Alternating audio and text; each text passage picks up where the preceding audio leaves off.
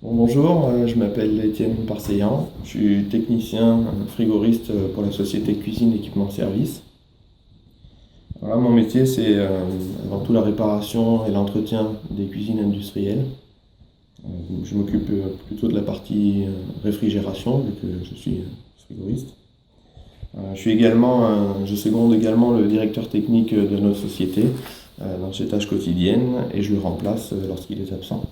On a en charge la maintenance des équipements des cuisines, donc c'est-à-dire la partie cuisson, euh, la partie laverie, buanderie et également la partie réfrigération. C'est une des grosses parts de notre travail. On gère tout ce qui est chambre froide, cellules de refroidissement, cellules de congélation. Donc c'est un métier qui est assez divers et varié, puisqu'il faut être bon dans beaucoup de domaines, le froid bien entendu, mais également tout ce qui est équipement de gaz, combustion, tout ce qui est électricité, qui est une part énorme de notre boulot, surtout en dépannage. Voilà, mais également un peu dans tous les fluides, la plomberie, le gaz. Voilà. Et donc là, je fais plus de bureaux, c'est vrai que je gère un petit peu la partie, tout le stock de l'entreprise, le stock de pièces détachées, je m'occupe de faire les demandes aux fournisseurs, de réaliser les devis pour les clients. Le froid pur, l'enseignement, tout ce qui est diagramme calpique, toute vraiment la partie frigorifique vraiment théorique. Parce que contrairement à ce qu'on peut croire qu'une fois qu'on est sur le terrain, c'est des formules qui nous servent plus, ça apporte une certaine réflexion et en fait on est capable sur une install de tout de suite se mettre en tête le cycle, le diagramme sur notre installation, de savoir pourquoi à tel endroit on est un petit peu haut en température, pourquoi à tel endroit on échange mal. En installation, si je pense que je me servirai plus de la partie, tout ce qui est vraiment dimensionnement, calcul de puissance. Le fait qu'on porte de plus en plus attention aussi au climat et à l'environnement a beaucoup changé notre métier et le change encore un peu aujourd'hui. Au niveau des interventions, maintenance et dépannage de tout ce qui est frigorifique et au niveau des cuisines, où c'est plus au niveau du froid. Donc ça peut être aussi bien des centrales comme celle-là, ou des petits groupes logés sur des armoires réfrigérées ou des vitrines, etc. Moi, mon métier aussi consiste à faire tout ce qui est bilan thermique, études au niveau des affaires en cours, c'est-à-dire tout ce qui est calcul de centrales, les bilans thermiques sur les chambres froides, calcul des circuits, des évaporateurs, des installations complètes. Avant de rentrer chez CES, j'ai fait tout d'abord un bac technique, un bac STI. J'ai enchaîné par un BTS dans l'automobile, donc pas forcément vraiment dans la branche où je me retrouve aujourd'hui. J'avais voulu me spécialiser un an de plus dans tout ce qui était froid embarqué sur les véhicules. Donc j'ai fait la licence froid et conditionnement d'air de M. Joubert à l'IUT de Grenoble. C'est lui qui m'a fait découvrir en fait les métiers de la réfrigération et du froid. J'ai commencé chez Suez vraiment en tant que technicien, j'étais au montage, à l'installation. J'ai fait un petit peu moins d'un an dans les équipes de montage, je suis passé ensuite au dépannage.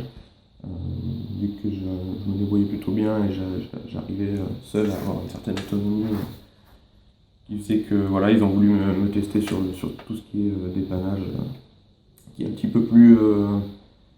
C'est pas que le métier est plus compliqué ou plus intéressant, mais assez différent. Euh, c'est vrai qu'il y a une certaine pression parce que la charge de travail est quand même importante et surtout on a le client toujours en face de nous.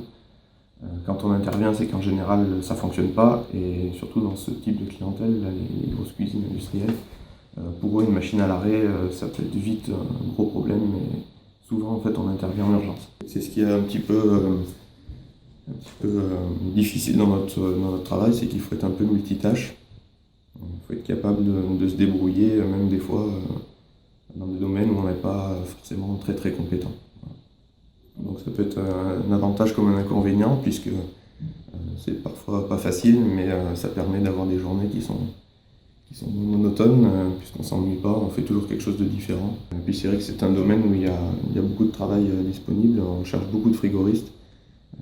Donc j'ai vraiment pas eu de mal à trouver du travail derrière. Et dès la fin de la licence, même avant la fin de la licence, j'avais déjà fait 3 ou 4 entretiens et j'ai pu choisir moi l'entreprise qui m'intéressait le plus. On a vraiment besoin de frigoristes. Donner envie aux étudiants, je pourrais vous dire que si vous êtes motivé et curieux et que vous n'avez pas peur du travail, parce que c'est vrai qu'on a quand même des métiers où les charges de travail sont quand même importantes, c'est une branche où vous serez toujours satisfait, où vous trouverez toujours du boulot. On en cherche beaucoup, il y a de la demande. Et en plus, vous aurez l'avantage d'évoluer dans votre carrière. Les postes sont disponibles et les choses changent, donc on arrive facilement à obtenir une évolution. Et en plus de ça, c'est un milieu où on évolue constamment dans notre façon de travailler, parce que la technologie évolue, les techniques évoluent. En fait, il s'est adapté surtout assez rapidement au métier, et qu'il était très manuel. Par rapport à la recrue, il n'y a pas de souci. En fait, ce qui se passe, c'est qu'en plus, lui, par rapport à moi, l'expérience n'est pas le même. Il est plus jeune, donc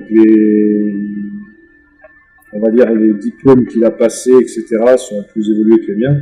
J'ai fait un BTS en maintenance et en froid, j'ai le BP et le CAP. Mais bon, c'est vrai que ça apporte une autre vue du métier, quoi. Donc c'est vrai qu'il est important dans la structure.